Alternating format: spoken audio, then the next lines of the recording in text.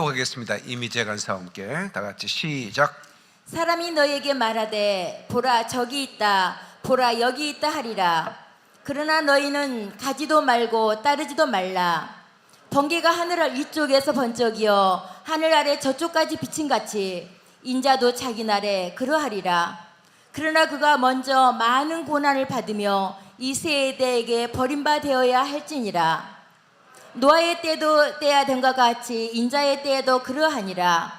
노아가 방주에 들어가던 날까지 사람들이 먹고 마시고 장가들고 시집가더니 홍수가 나서 그들을 다 멸망시켰으며 또 노새의 때와 같으리니 사람들이 먹고 마시고 사고 팔고 심고 집을 짓더니 롯이 소돔에서 나가던 날에 하늘로부터 불과 유황이 비오듯 하여 그들을 멸망시켰느니라.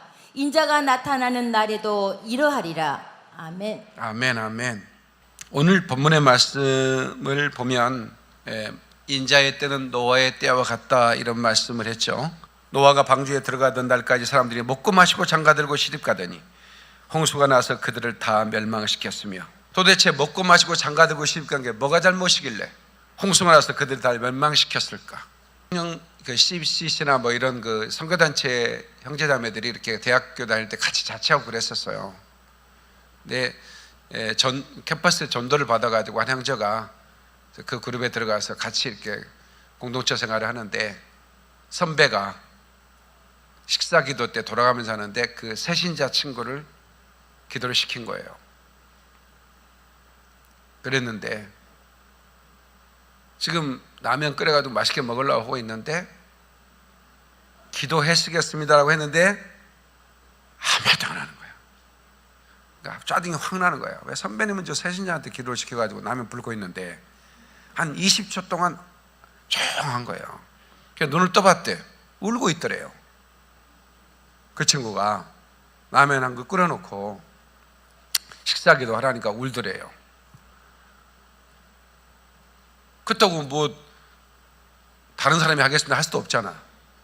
눈물을 닦고 이 친구가 뭐라고 했냐면, 지금까지는 나 자신을 위해서 먹었습니다. 이제부터는 살아도 주를 위해 죽어도 주를 위하여라고 했으니 먹을 때도 주님을 위해 먹겠습니다. 그러는 거야. 그러니까 그분이 말씀하기를 자기는 지금까지 식사기도 이렇게 아주 진지한 식사기도를 들어본 적이 없다는 거예요. 밥 먹을 때마다 그 친구가 생각나요.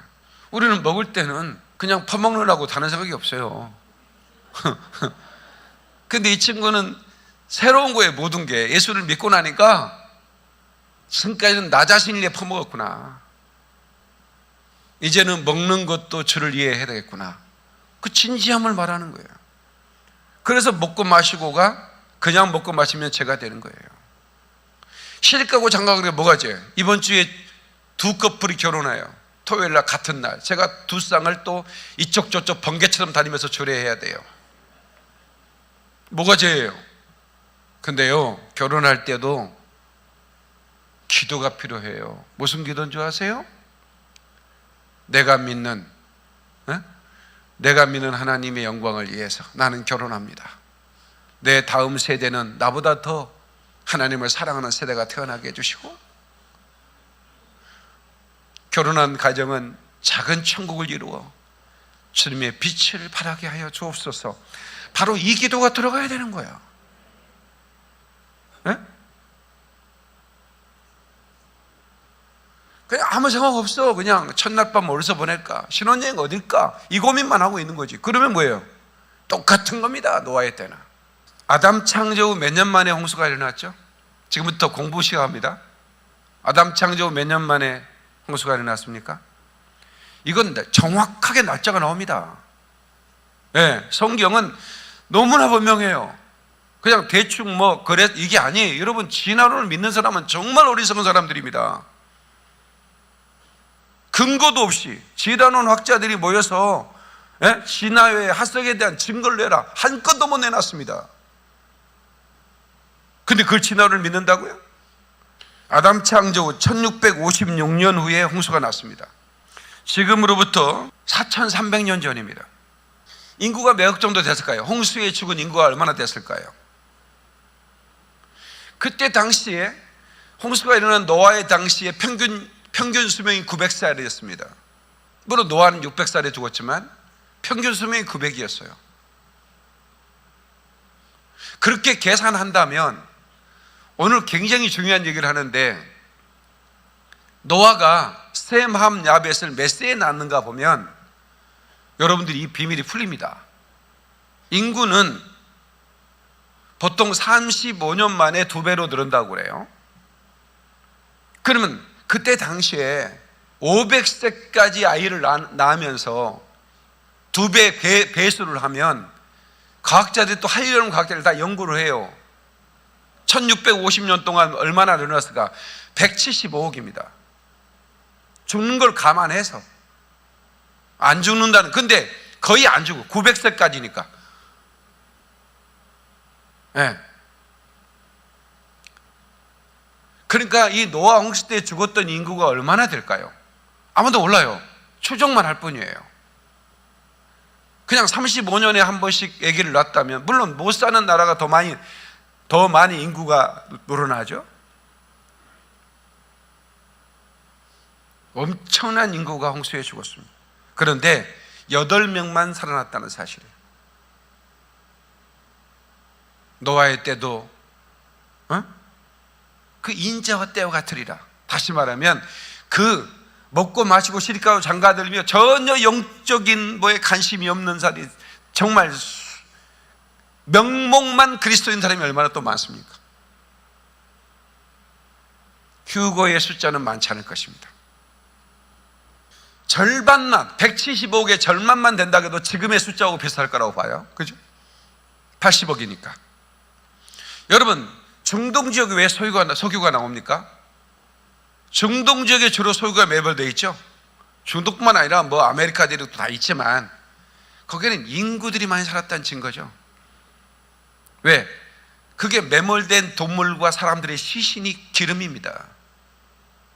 에덴의 동쪽, 에덴 동쪽에 쫓겨났잖아요.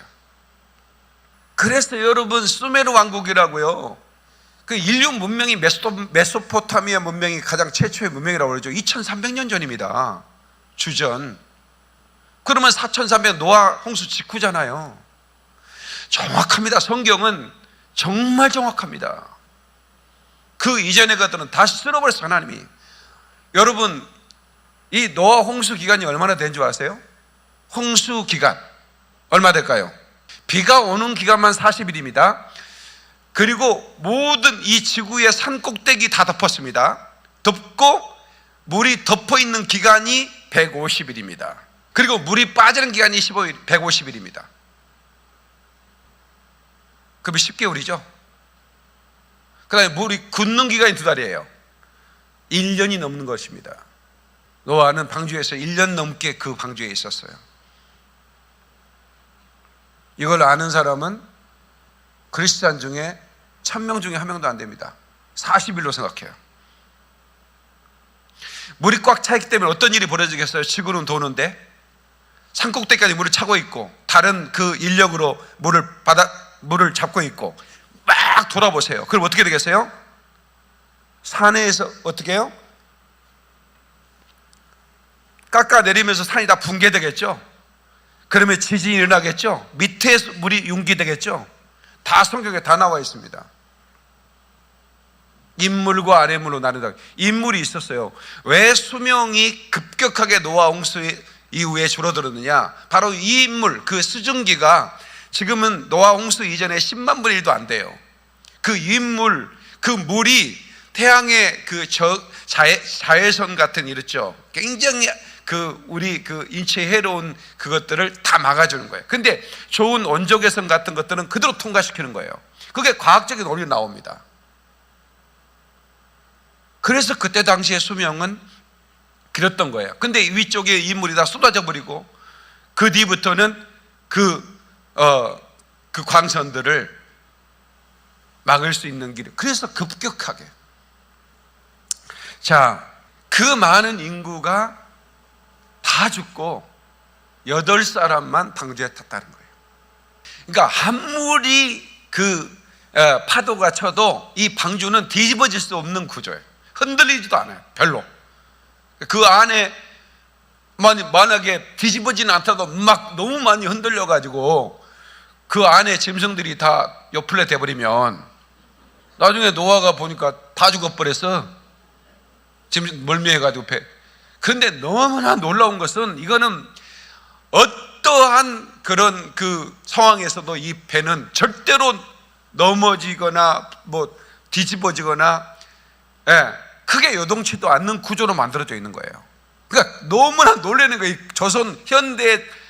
현대 조선 기술을 가진 사람들이 너무 완벽한 비율이라는 거예요. 비율이 길이와 높이와 이 폭이 한 규빗이 45cm인데 300규빗이에요. 길이가 130m. 어마어마합니다. 사실 여러분이 안 놀라는데 이거 실제 미국의 켄터키 주에 가보면 실제 모형이 있습니다.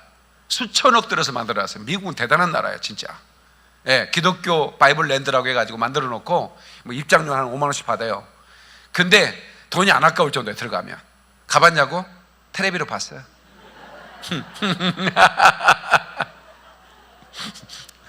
어떻게 다 가봅니까? 진짜 어마어마합니다. 완전히 그 짐승들 다 거기 공룡까지 다 집어넣고 다 모형을 다 만들어 놨어요. 노아 홍수 뒤에도 공룡이 있다는 증거 엄청나게 났다는 거 아시죠?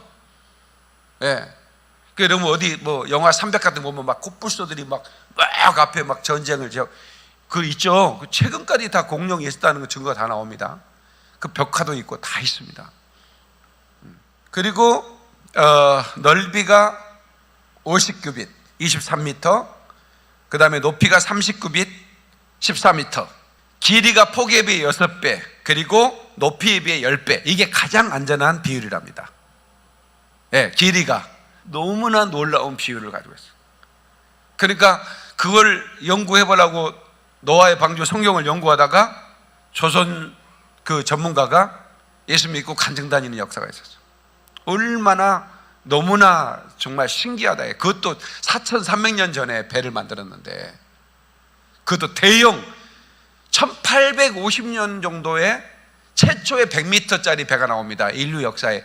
노아 방주 말고 그런 배를 만든 적이 없어요. 그러니까 한 4,000년이 넘어서 배가 100m짜리가 나왔다니까. 그러니까 그 노아의 방주가 핸드메이드였으니까 얼마나 공력이 들었겠나요. 그걸 120년 동안 만든 겁니다. 120년 동안 노아가 480세의 명을 받습니다. 너는 방주를 만들어라. 그리고 심판을 외쳐라. 자, 창세기 6장 13절. 하나님이 노아에게 이르시되 모든 혈육 있는 자의 포악함이 땅에 가득하므로 그 끝날이 내 앞에 이르렀으니 내가 그들을 땀과 함께 멸하리라. 그렇죠. 혈육 있는 자의 포악함이 땅에 가득했다. 임계체가 넘었다 그 말이에요. 하나님이 참을 만한 임계체가 넘어버린 거예요. 내가 그들을 땅과 함께 멸해버릴 것이다. 창세기 6장 17절.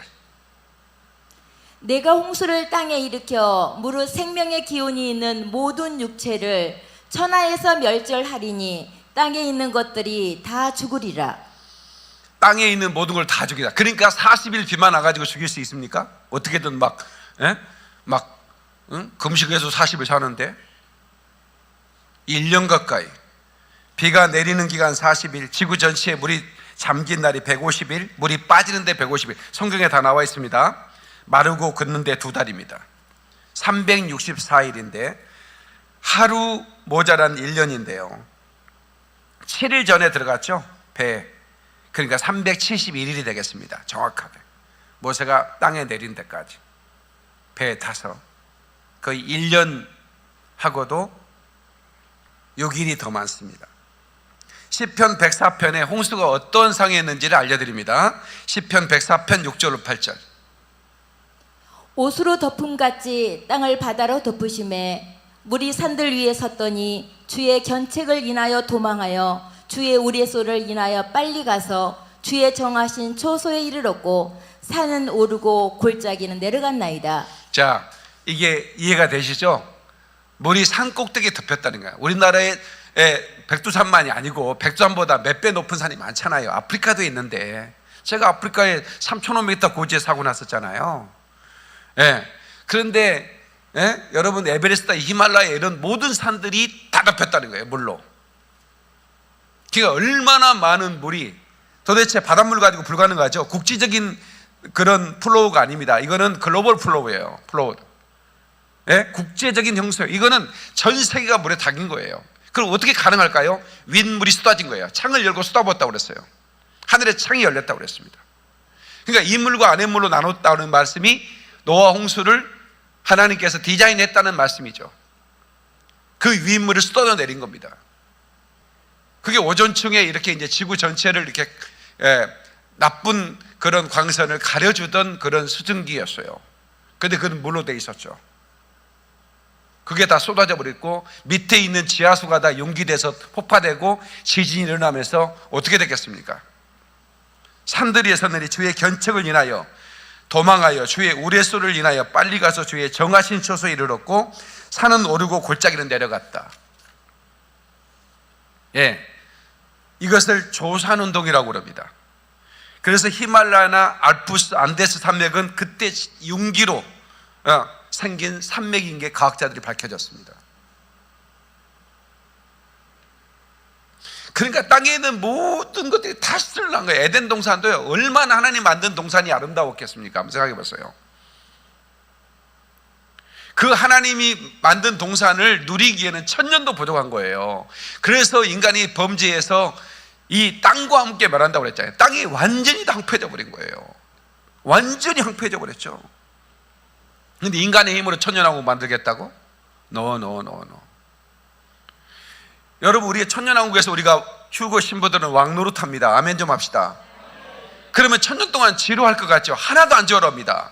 하나님 만드신 세상을 1000년 동안 여행만 해도요, 해보고 싶은 건 다 해보는 거야. 박사학위 한 30개쯤 따도 시간이 널널해요. 5년 공부하면 박사학위 따잖아. 이것도 공부했다가 스포츠도 하고 싶은 거 다 해보는 거야. 골프도 해보고. 그때는 난 요즘은 지금은 골프 안 하지만 내가 하나님 앞에 기도해요. 나 1000년하고 가면 골프하게 해달라고. 아니면 1000년이 길잖아. 그러니까 너는 골프도 해야지. 그 뭐하고 따분하게 살겠어요. 내가 꽁을 치면 천사가 가지고 오잖아요. 캐디가 천사야. 이런 얘기는 좀 생각도 안 하는 얘기가 막 입에서 나오네 진짜. 여러분, 하나님이 만드신 세계가요, 진짜 얼마나, 아까 참 아름답도다 주님의 세계는 했죠, 샤론이가. 진짜 이거요, 하나도 안 지럽게 하나님께서요 1000년 동안 누리도록 만들어줍니다. 이 노아나 600세 사람은 어떻게 살았을까? 900세, 969세를 무릇 사람 어떻게 살았을까요? 근데요, 하나님이요 원래 그렇게 아름답게 지어놨다니까. 어떻게 영원히 사도록 만들었는데 선악과를 먹으면 정령 죽으라고 그랬잖아요. 근데 마귀는 뭐라고 그랬어요? 죽을까 하노라고 그랬죠. 법칙과 이론이 있어요. 과학에는 법칙과 이론이 있다.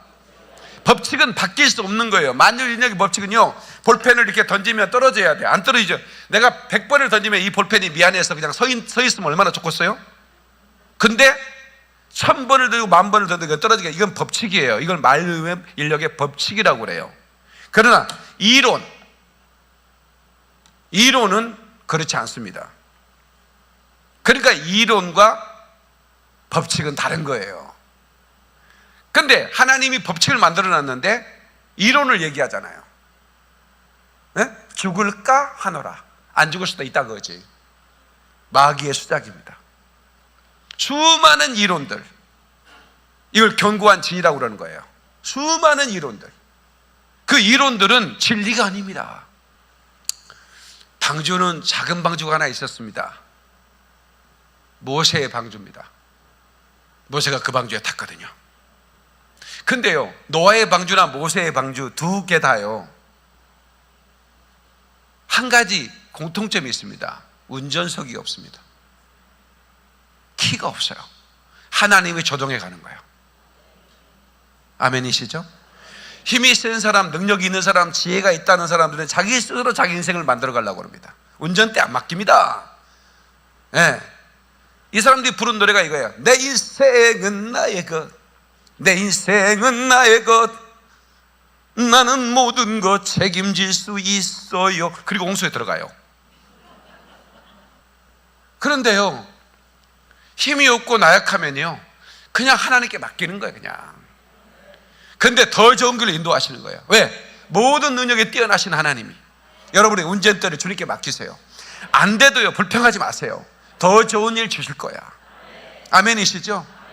제가요, 개척을, 신학교 졸업하고 개척을 하려고 해요. 지방을 다녔어요. 왜? 난 농사를 잘 짓거든요.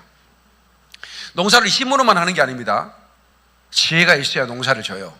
그래서 나는 자꾸만 시골에 가서 할아버지들을 모시고 소 키우는 방법도 가르쳐 드리면서 돼지도 키우고 벌도 키우고 그러면서 목회하려고 생각했어요.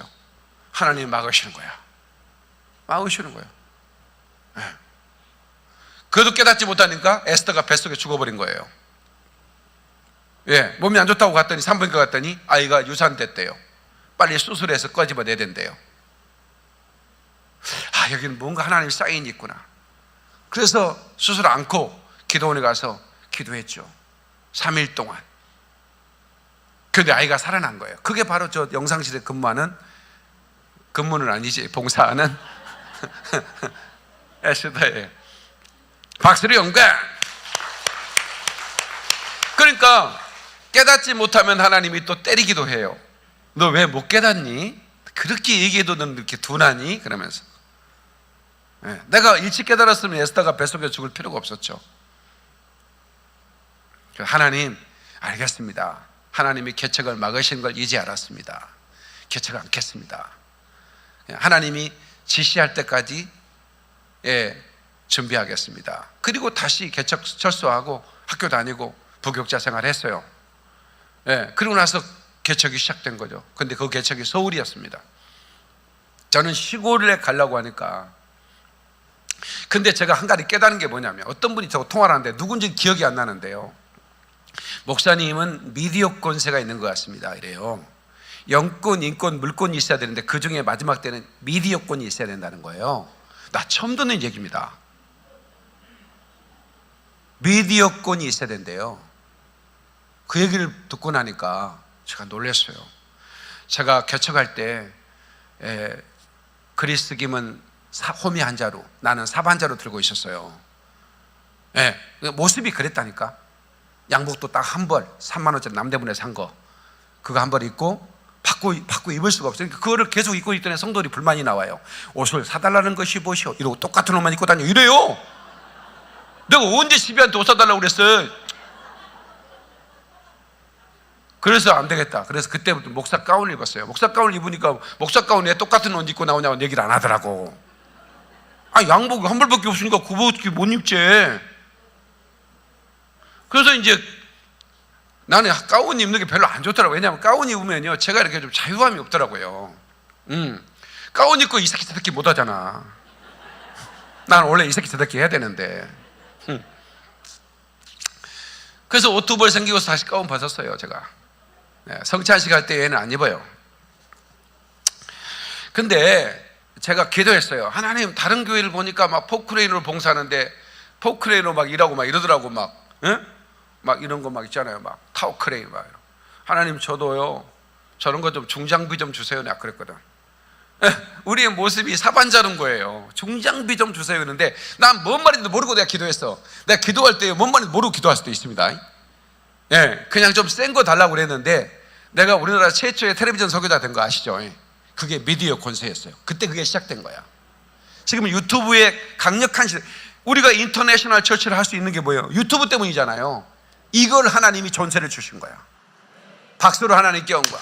아, 미디어 권세라는 얘기를 처음 들어봤네. 근데 그때부터 주신 것 같아.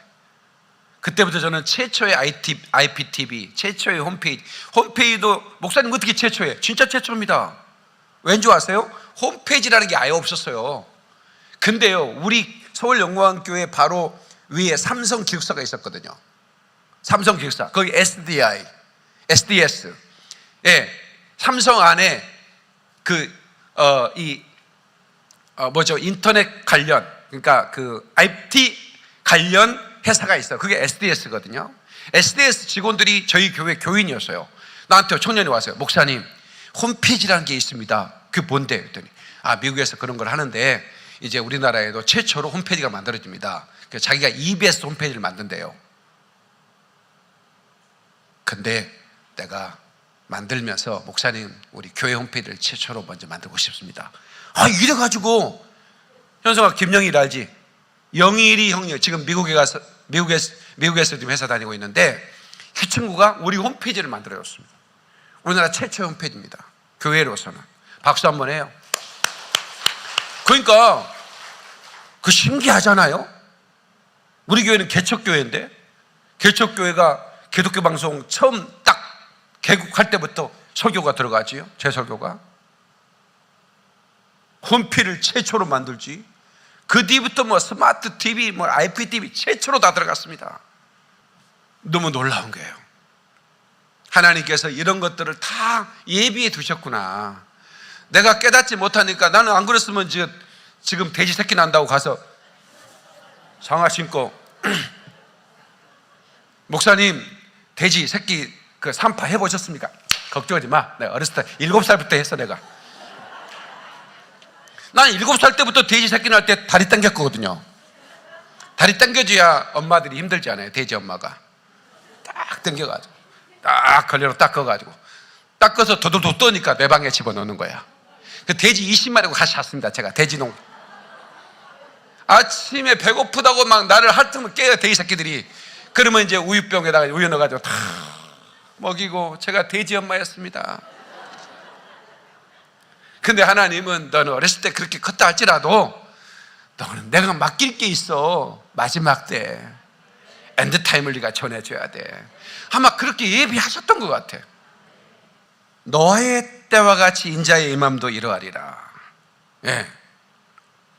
내가 올 때는, 예수님이 올 때는 노아의 때와 같을 거라는 거예요. 잘 들으셔야 됩니다. 지금까지는 서론이었고 그냥 여러분들이 좀 졸지 않도록 하기 위해서 한 거고, 이제 진짜 본격적인 메시지가 들어갑니다. 마태복음 24장 38절로 39절 다시 한번 읽어줘요.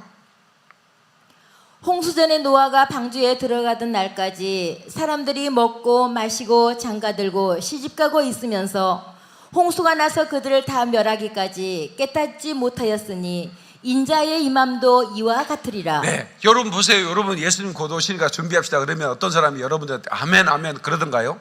미친놈들 이러잖아요. 현대인의 성경으로 번역을 해볼게요. 홍수 이전 사람들은 노아가 배에 들어가는 날까지 먹고 마시고 장가가고 시집가다가 홍수가 나서 그들을 다 쓸어버릴 때까지도 그런 일이 일어나리라고는 전혀 예상치 못했다. 마찬가지로 내가 올 때도 그럴 것이다. 이게 현대인의 성경이에요. 예수님이 올 때 아무도 기다리지 않아요. 저는 참 고독해지더라고요. 제가 노아가 그랬겠구나. 노아가요, 동물들이 이렇게 들어가는, 배로 들어가는 모습 보면 사람들이 봐라, 지금 동물들이 들어가지 않냐, 내가 사냥하는 게 아니다, 들어가지 않냐, 이제는 곧 심판이 온다, 며칠 뒤에 비가 온다. 사진 하나 보여주세요. 사진. 예, 어떤 분이 그림을 그렸는데 이런 모습이에요. 자, 지금 들어가죠. 방주 위에 저 산꼭대기에 배를 지어놨다고요. 그러니까 산꼭대기에 배를 짓는 그 사람들이 얼마나 조롱당하겠습니까? 아니, 배는 바닷가에도 지어야 되는 게 맞잖아요. 근데 온 천하가 다 잠길 거라는 거예요. 그래서 방주를 지은 거예요. 다음 사진. 노아가 이렇게, 여보세요. 여기 지금 이 영감 무슨 영감이죠? 이 영감님이 누구야?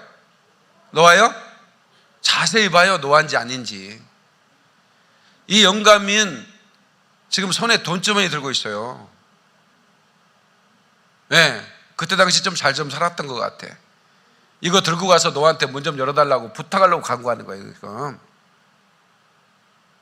자세히 보세요. 저쪽 안쪽에 노아의 문 앞에서 막 사람들이 막 비가 떨어지니까 막 이제 막 두드리고 있는 모습입니다. 다음 사진. 자, 노아가 저 짐승들이 막 들어가는 모습을 보여주면서 심판을 경고하고 있죠. 그런데도 못 깨닫는 거예요. 제가 얘기했죠. 저는요, 오늘 아침에 제가 이걸 놓고 그냥 묵상하는 거예요. 묵상하는데 성령님께서 제게 감동을 주시는 거예요. 여러분, 이스라엘이 회복됐죠? 이스라엘이 회복됐잖아요. 그리고 유대인들을, 전 세계 유대인들을 다 이스라엘로 지금 불러들이고 있죠. 그 모습이 지금 똑같은 겁니다. 이스라엘 유대인들은 환란 때 보호를 받습니다. 그거 아시죠? 노아의 모형입니다. 저거. 알리아는 짐승들이 방주로 타는 것과 똑같아요. 지금 전 세계에 있는 이스라엘 백성들은 지금 가지 않으면 포수의 시대가 옵니다. 지금 가는 사람들은 야곱의 환란이라고 하는 이 환란 때 하나님이 보호를 해주시는 거예요. 성경을 이방인의 입장에서만 보면 안 되는 거예요. 그걸 보면, 알리야를 보면서 이제 진짜 주님이 임박할다라는 것을 여러분들이 깨닫지 못한다면 노아의 때 사랑과 전혀 다를 바가 없는 거예요. 마지막 배를 만드는다. 배를 만드는 기간이 120년이었습니다. 이스라엘이 무화과나무 비유를 배우라 독립하고 나서 지금 73년입니다. 그러니까 엔드타임 중에 그러니까 우리는 말세의 지말이라고 그러죠. 말세인데 그 중에 마지막이 뭐냐? 1948년의 기준입니다. 노아가 480세 배를 짓기 시작할 때하고 똑같은 거예요. 조롱하죠. 그런데 이제 마지막 때가 되니까 이스라엘 백성들을 막 이제 이동시키죠. 코로나 때인데 더 많이 이동하죠. 왜 그럴까요? 주님이 이제 가까웠다는 거예요. 이런 얘기를 해줘도 못 깨달으면 정말 안타까운 겁니다. 제 경고를 여러분 무시하시면 안 됩니다. 세상은 지금은 편안하다 아니라, 왜? 백신이 나왔잖아요. 많은 사람들한테 질문해요. 목사님, 백신 후에는 교회가 크게 부흥되지 않을까요? 네? 그렇게 생각하는 거예요. 네? 많은 유명한 목사들이 이제는 부흥의 때가 온다고 하는데 목사님은 왜 마지막 때라고 말씀하십니까? 나한테 그런 질문하는 거예요. 마태복음 15장 8절에 이 백성은 입술로는 나를 공경하되 마음은 내게서 멀도다 그랬습니다. 그들의 발걸음은 교회를 찾고 있으나 그들의 마음은 예수님을 떠난 지가 오래라는 거예요. 이런 가짜 성도들에게 주님은 경고하십니다. 누가복음 21장 34절. 너희는 스스로 조심하라. 그렇지 않으면 방탕함과 술 취함과 생활의 염려로 마음이 둔하여지고 뜻밖의 그날이 덕과 같이 너희에게 임하리라. 예, 뜻밖의 덕과 같이. 예, 새 번역으로 또 읽어드리겠습니다. 여러분들이 알기 쉬운 번역으로. 너희는 스스로 조심해서 방탕과 술 취함과 세상살이의 걱정으로 너희의 마음이 짓눌리지 않게 하고. 세상살이의 걱정에 너무 눌리지 마라 이거예요. 먹고 살아야 되는데, 뭐 노후 대책을 해야 되는데, 또 뭐예요? 집이들이 하는 걱정이 또 뭡니까? 내 새끼 또 좋은 학교 보내야 되는데, 또 뭐예요? 우리 신랑 출세하게 만들어야 되는데, 또 뭡니까? 뭐 때문에 잘못 들었어요? 주식이 떨어져서요? 뜻밖의, 예, 또한 그날이 덫과 같이 너희에게 닥치지 않게 하라. 덫이 임하는 거죠. 가슴 아픕니다. 그래서 누가복음 12장 29절에 너희는 무엇을 먹을까 무엇을 마실까 하여 구하지 말며 근심하지 말라고 그랬습니다. 생활의 염려에 당하면 안 된다는 것입니다. 사람들은 왜 노아의 때처럼 무관심할까요? 왜 무관심할까? 노아의 때에 된 것 같이 인자의 때도 그러하리라. 노아가 방주에 들어가던 날까지 먹고 마시고, 그러니까 하나님의 영광을 이해하는 단어가 없는 거예요. 홍수가 나서 다 멸망시켰다는 거예요. 근데 이것은 뭐냐면 노아의 때와 같이 인자의 때도 이와 같을 것이라는 것은 하나님의 디자인입니다. 그러니까 깨어난 사람은 지혜로운 신부들인 거죠. 대부분 미련한 처녀가 될 거라는 겁니다. 소돔과 고모라, 롯의 때와 같을 것이다. 그것은 불과 유황이었죠. 그것은 샘플이었습니다. 노아 때처럼 홍수로 멸하지 않는다는 그 증포로 무지개를 보여줬죠. 이제는 불심판입니다. 하루아침에 한 도시가 날아가는 거예요. 그냥 한 나라는 없어져 버리는 거예요. 심판의 때가 간소한 것이라는 거예요. 자, 그러면 본격적으로 노아 방주에 8년만 들어갔을까? 노아가 500년 동안 아기를 낳았을 텐데 라고 추정이 가능하지 않을까요? 그러면 노아의 아이들도 동조하지 않았다는 얘기죠. 처음에는 같이 했을지도 몰라요. 근데 친구들이 와서, 야, 너 지금 뭐하고 있냐? 아버지가 배 만든데 너 지금 미쳤냐? 너 사람들이 너 미쳤다고 놀려. 네. 한 잔 먹고 가가지고 아버지한테 깽판 뿌려겠죠. 아버지 뭐 하는 거예요 지금? 우리 집안이 다 정신 나간 놈들이래요. 아버지 계속 할 테요? 그만둡시다. 노아는 묵묵하게 배를 짓는 거죠. 사랑하는 성도 여러분, 고린도전서 10장 31절에 그런즉 너희가 먹든지 마시든지 무엇을 하든지 하나님의 영광을 위해 하라 그랬습니다. 하나님의 영광을 위해 사는 저와 여러분 되시기를 주의 이름으로 축원합니다. 하나님께 박수로 영광. 방주에 들어간 노아의 세 아들은 어떻게 방주에 들어갔을까? 자, 그 키를 한번 찾아보고 싶습니다. 자, 창세기 5장 32절. 노아는 500세 된 후에 셈과 함과 야벳을 낳았더라. 아멘, 아멘. 자, 500세 된 후에 셈과 함과 야벳을 낳았다는 거예요. 그 얘기는 뭐예요? 배를 짓고 있는 과정에서 얘를 낳은 거예요. 셈과 함과 야벳은 480년부터 배를 지었으니까 셈을 몇 세에 낳냐면 정확하게 503세에 낳습니다. 어떻게 그 계산이 나오냐면 성경에 이 셈의 나이를 추정할 수 있는 성경 구절이 나옵니다. 어떻게 나오냐면 홍수 후에 2년에 셈을 낳았다 이렇게 나와요. 100세에. 홍수 2년에 100세가 됐다 셈이. 그 말씀이 창세기 11장 10절에 나옵니다. 자, 읽어주세요. 셈의 후에는 이러하니라. 셈은 100세 곧 홍수 후 2년에 아르박삿을 낳았고. 자, 보세요. 홍수 2년에 100세에 아르박삿을 낳았다는 거예요. 그러니까 어떻게 된 거죠? 정확하게 나이가 나오죠. 계산이 안 됩니까? 홍수 전, 그러니까 노아가 600세에 홍수가 있었으니까 503세에 셈을 낳았다는 결론이죠. 그래서 500세 후에 셈과 함과 야벳을 낳았다. 왜 성경은 그걸 기록했을까요? 모든 자녀를 기억하지 않습니다. 다른 자녀들은 다 100세 이하에 낳기도 하고 100세 이후에 계속 낳아요, 아이를. 창세기 그 5장에 보면 전부 다 그 족보가 나오고 있잖아요. 요즘 자유주의 신학자들은 아브라함 이전의 이름들 뭐 이것은 믿지 마라 뭐 이런 거죠. 그게 신화다 이렇게 얘기하는데 정말 그건 사탄적입니다. 그건 노아 홍수를 인정하지 않겠다는 얘기겠죠. 하나님의 창조도 인정하지 않습니다. 그러니까 아브라함까지만 역사적인 인물이다 이렇게 얘기합니다.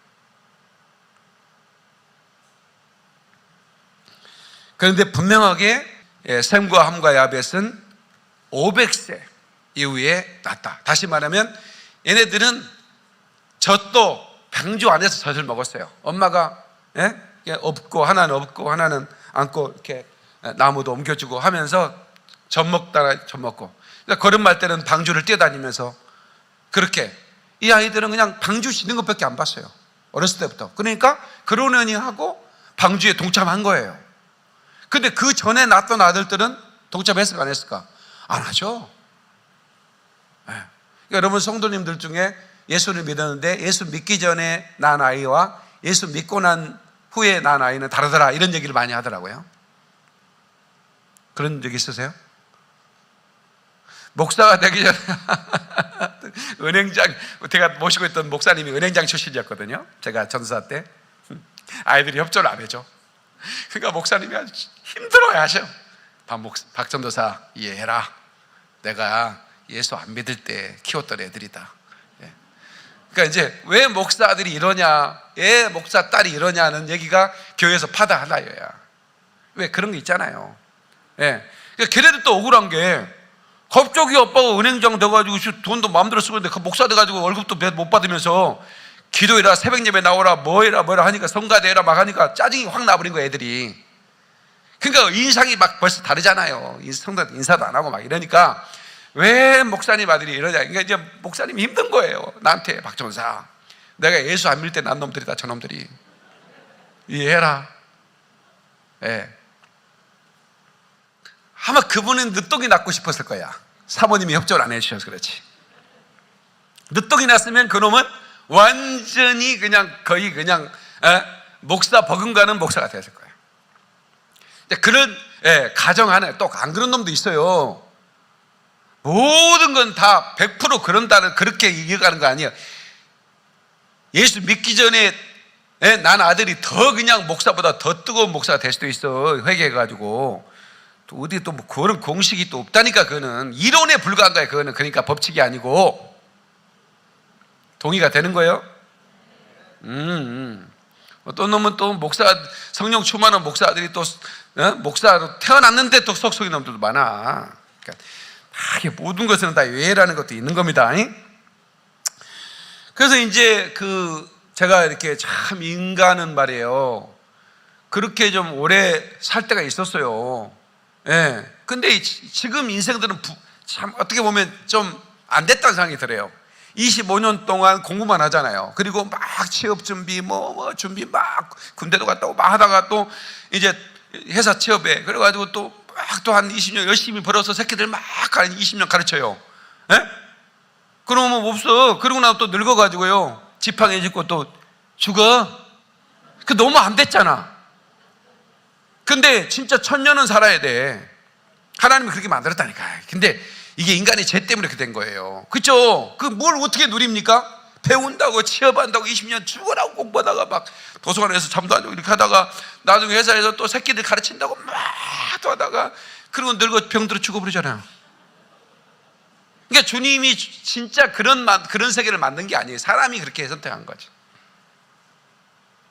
한 500년 사자는데 웬성하요. 이때 조용필이가 그때 이 노래를 불렀어야 되는 거예요. 그때 시대에 유용할 노래라고. 한 500년 사자는. 좀 못 산 사람도 있었거든. 예.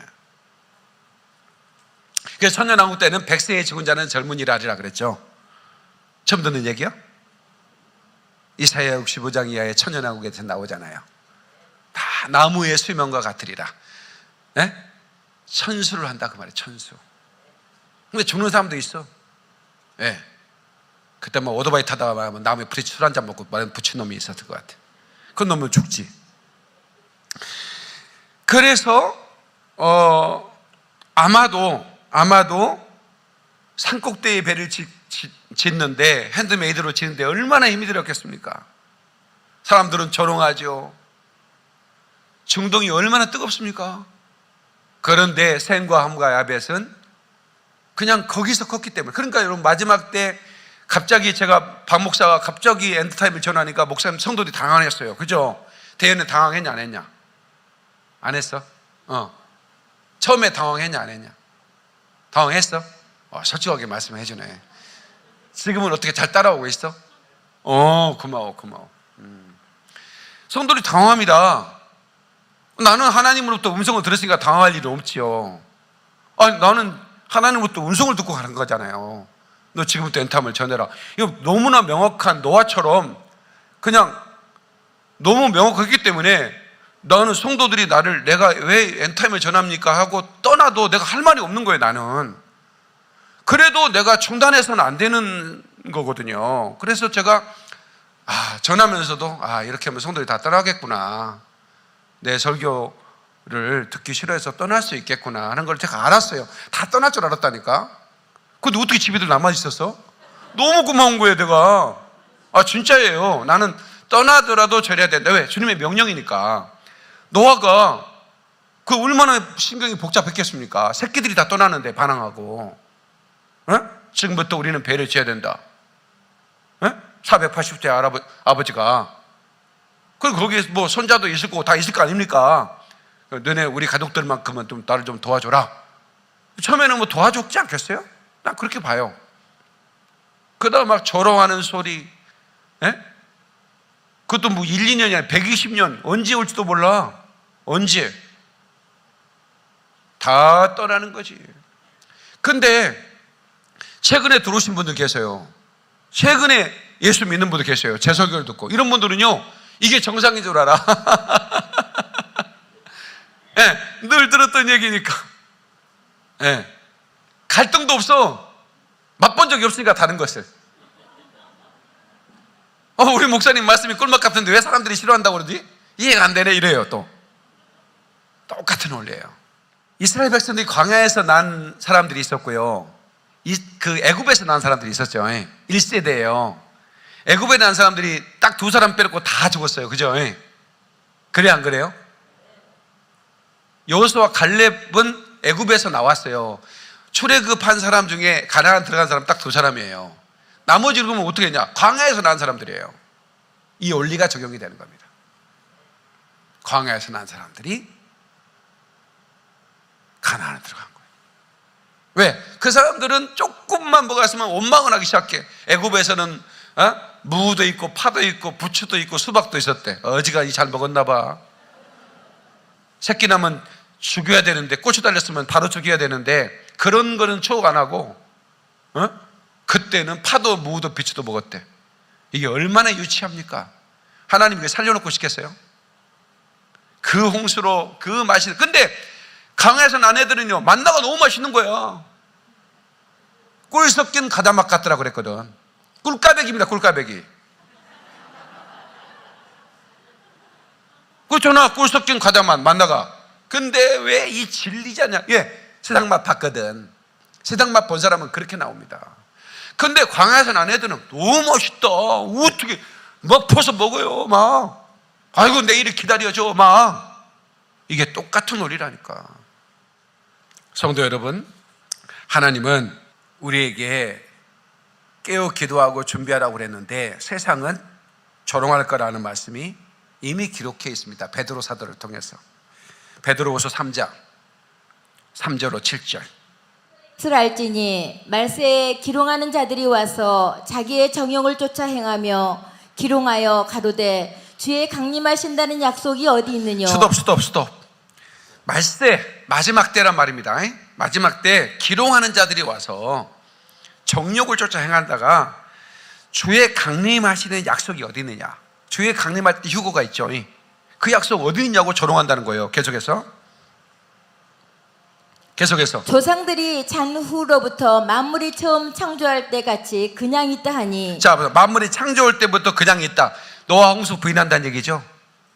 그죠? 이는 하늘이 옛적부터 있는 것과 같이 땅이 물에서 나와 물로 성립한 것도 하나님의 말씀으로 된 것을 저희가 불어 잊으려 함이로다. 계속해서 이로 말미암아 그때 세상은 물이 넘침으로 멸망하였으되 이제 하늘과 땅은 그 동일한 말씀으로 불사르기 위하여 간수하신 바 되어 경건치 아니한 사람들의 심판과 멸망의 날까지 보존하여 두신 것이니라. 아멘. 그래서 여러분, 주의 강림하실 때 구별시키는 거예요. 신부들 들어 올린 다음에 땅에 남아있는 자들을 진노로 쏟아붓는 겁니다. 그 진노의 날이라고 그래요. 그날을 나팔지향에 쏟아지는 거예요. 교회가 환난을 통과한다고 말하는 사람들은요, 정말 회개해야 됩니다. 왜냐하면 그 말을 믿고 사람들이 기다리지 않는다는 거예요. 기다리지 않는 사람은 전부 다 미련한 처녀가 되는데 어떡할 거라고. 등불 들고 문 앞에 서서 기다려야 되는데. 그러니까 환난 후 유고를 믿는 사람들은요, 경각심이 없습니다. 왜? 환난 후에는 보세요. 적그리스도가 제3성전에 앉아서 경배하라, 육육 짐승의 표 받아라, 뭐 그 다음에 재앙이 쌀 때 3분의 1이 죽고, 근데 그 뒤에 준비해도 아무 이상 없잖아요. 그러니까 그들은요, 예수는 기다리지 않습니다. 기다린다고 말하는데 거짓입니다. 바로 그때 멸망이 온다는 거죠. 예. 강림이 어디 있냐고 약속이 있느냐는 거예요.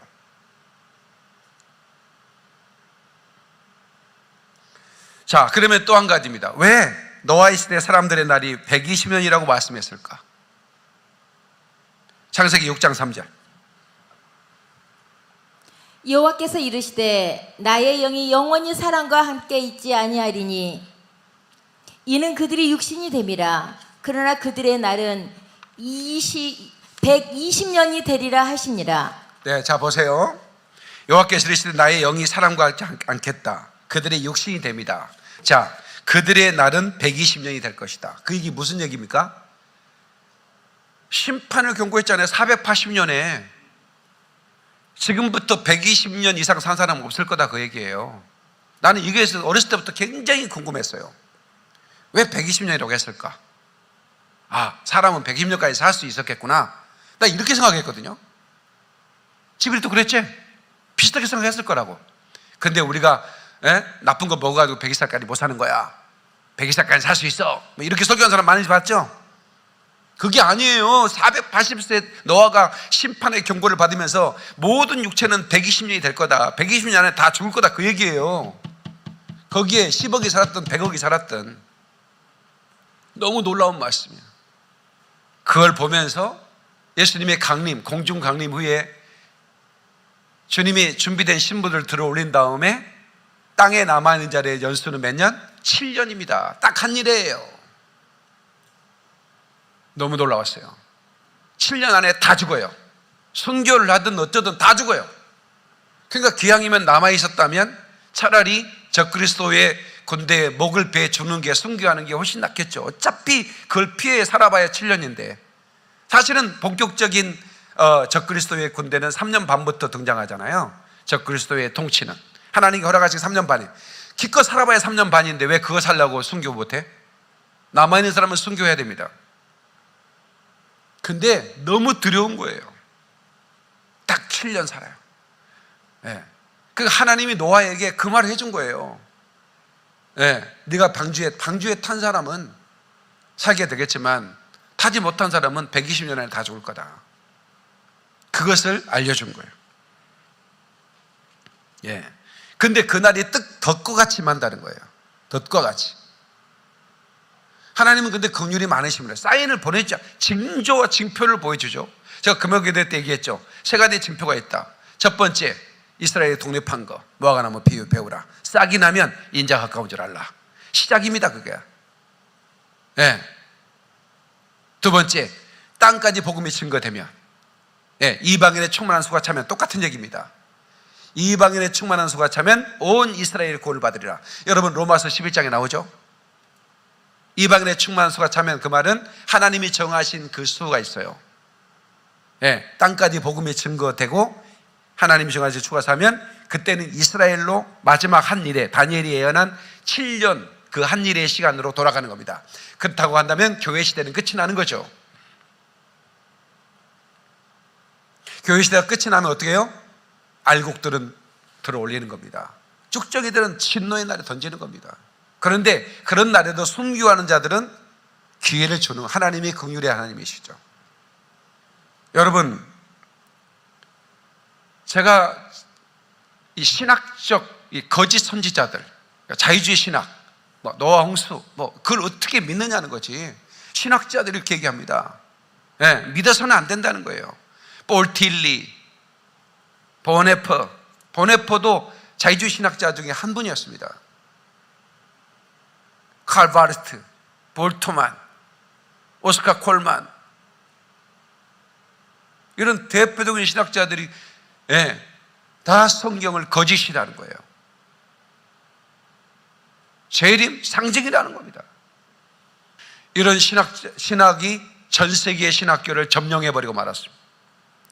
거기서 교육받은 목회자들이 전 세계의 대형교회를 다 지배하고 있습니다. 끄떡도 안 합니다. 여러분, 이 시대도 마찬가지. 그때 당시에 신학자들이 있을까 없었을까? 있었죠. 그때 당시에도 거짓 선자들이 있었습니다. 노아를 대항합니다. 노아야, 너 왜 그렇게 하느냐? 어? 네가 지금 짓는 배를 믿느냐? 전능하신 하나님을 믿느냐? 하나님을 믿어야지 왜 네가 짓는 배를 믿고 있느냐? 막 이러면서 조롱합니다. 누가? 믿지 않는 사람이 아닙니다. 믿는 사람들이. 자, 한번 추정해 보겠습니다. 이런 얘기를 합니다. 수많은 성직자들, 그때 당시에 거짓 선지자들이죠. 예수를 믿는 성직자들이 이렇게 너와 당신은 하나님의 능력을 믿습니까?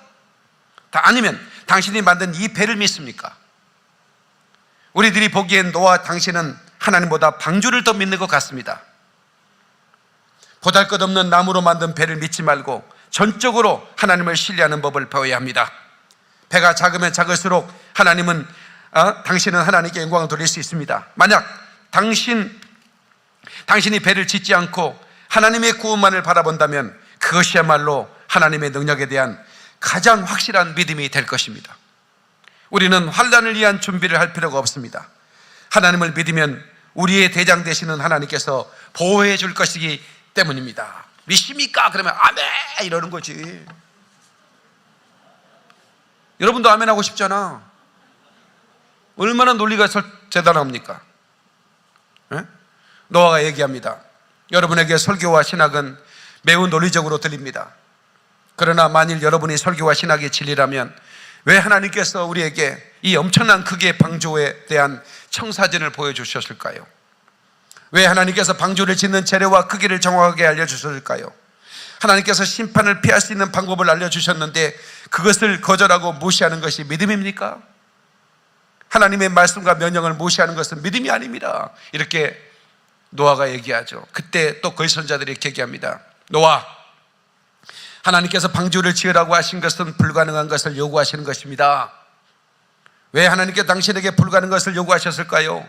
노아, 당신이 영적으로 교만하고 스스로 의를 쌓으려고 하기 때문에 하나님께서 도무지 불가능한 대공사를 주심으로써 당신 스스로 무능력과 속절없는 형편을 깨우치게 되실 원하시는 것입니다. 오늘날에도 이런 식으로 순종을 매도하는 사람들이 많이 있습니다. 여러분, 노아여, 스스로 힘으로 배를 만들어서 홍수를 피하겠다는 율법적 사고방식에서 빠져나와야 합니다. 만일 다가오는 대홍수에 당신이 만든 배가 견딘다면 어떤 일이 생기겠습니까? 배에 탄 사람들은 하나님께 영광을 돌리는 대신에 당신에게 영광을 돌리게 될 것입니다. 노아의 조선고장 공학은 위대하다. 그렇게 외치지 않겠습니까?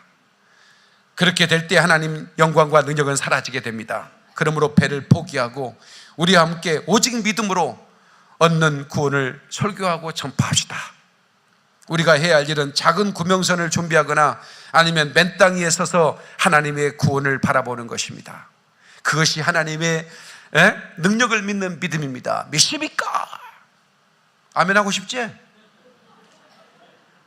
얼마나 멋지게 들립니까? 오늘날에 들어도 멋지잖아요. 하나님이 불가능한 일을 요구하는 것은 당신의 무능력에 대해서 인정하고 무릎 꿇으라는 얘기라는 거예요. 아무것도 하지 말고 맨 땅에 서서 주님의 구원만을 기다리라는 거죠. 그래서 저도 그랬어요. 이렇게 주님 다시 오신다는 게 쓸데없이 자, 그냥 예수만 믿고 있어. 그럼 다 데리고 가. 내가 그랬습니다. 회개 엄청 했습니다. 똑같은 얘기잖아요. 이 신학자들하고. 근데 진짜 그렇던가요? 신부 예복을 준비해야 된다는 거예요. 기름 준비하지 않으면 혼인잔치에 못 들어간다는 거예요. 가나 혼인잔치 영화를 보셨죠? 신부는 신랑을 기다려서 옷을 입고 잡니다. 예복을 입고 자. 왜? 밤중이라도 주님이 나팔을 불 때 오면 신랑을 맞으러 신부는 나가야 되니까 예복을 입고 자는 거예요. 아니, 가나 혼인잔치의 영화가 그런 게 아니라 실제로 가나 혼인잔치의 전통이 그렇다니까요. 신부는 예복을 입고 자요. 신랑이 언제 올지 모르니까. 그 예복을 준비했습니까? 준비해야 합니다. 거짓 선지자들은 또 얘기합니다. 노아여, 우리의 생각은 당신과 다릅니다. 당신은 지나치게 문자에 묶여 있고 율법적입니다. 하나님 말씀을 영적으로 받아들여야 합니다. 여러분 영적으로 해서 계시록을 다 영적으로 해석하라. 14,400 영적, 천연왕국 영적 상징이라고요. 다 매도해버린 거예요. 심각한 일입니다. 영적으로 믿으십시오. 문자로 믿지 말고. 너와 당신이 하나님 정말 믿으면 인간의 속절없는 모든 행위를 내려놓게 될 것입니다. 하나님의 사랑과 은혜를 정말 믿으면 아무것도 하지 않는 채 하나님의 구원을 감사하고 찬양하게 될 것입니다. 너와 당신의 신앙은 믿음이 아니라 방주를 짓는 공로와 행위에 의하여 구원을 얻고자 하는 허무한 율법주의입니다. 여러분 이 논쟁을 보십시오.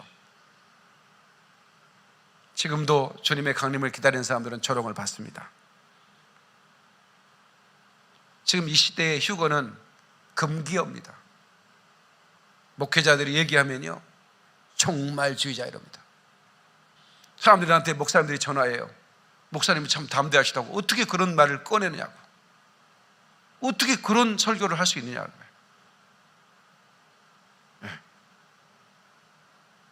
시대가 그런 시대가 되어버려서 하나님 말씀을 전할 뿐인데, 그냥 있는 말씀을 그대로 전해줄 뿐인데 나한테 담대해야 돼. 말씀을 맺겠습니다. 이제 우리는 노아의 시대와 같은 때를 살고 있다는 걸 아셔야 됩니다. 신학자들도 그 당시의 선지자들도 다 노아를 비방했습니다. 심지어는 짐승이 방주로 타고 있는 걸 보면서도 그들은 전혀 먹고 마시고 집 가고 장가 들고 전혀 어떤 삶의 변화가 없었습니다. 지금이 똑같은 시대를 살고 있는 거예요. 이제는 우리는 많은 사람들이 제 설교를 듣고 깨닫기를 원합니다. 100만 명이 깨어나기를 원하고 기도하고 있습니다. 먼저 깨어난 사람들은 빨리 이걸 알려줘야 됩니다. 주변에 받든 안 받든 알려줘야 합니다. 나중에 왜 안 알려줬냐고 막 여러분 원망 들을 겁니다. 그래서 워치맨들입니다. 내가 성벽 위에 파수꾼을 세우고 종일종야 기도해서 하나님으로 하여금 기억하시게 하는 자들아, 하나님을 쉬지 못하게 하라. 이사야 62장의 말씀입니다. 하나님으로 그 언약을 기억하게 하는 자들, 주님 말씀하셨습니다. 노아의 때와 같을 거라고. 그런데 하나님 그때는 8명밖에 방주에 못 들어갔지만 하나님 한 사람이라도 깨우게 도와주십시오. 이런 기도를 해야 합니다. 노아가 조롱받는 걸 좋아했겠습니까? 어쩌면 다른 믿지 않는 사람들이 조롱한 것은 그저 귀담아들지 않았어요. 가장 가까운 가족들이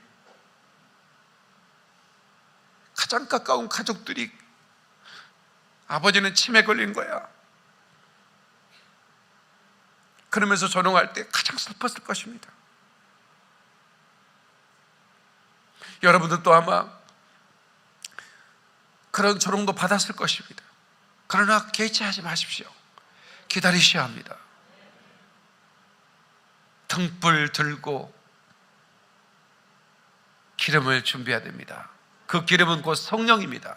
성령 충만해야 되는 거예요. 날마다 회개하고 세마포를 깨끗하게 유지해야 합니다.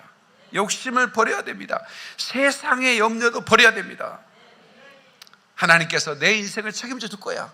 방주에 키를 맡겨버려야 됩니다. 내 인생에 키를 줄게 맡기세요. 더 좋은 길로 인도할 겁니다.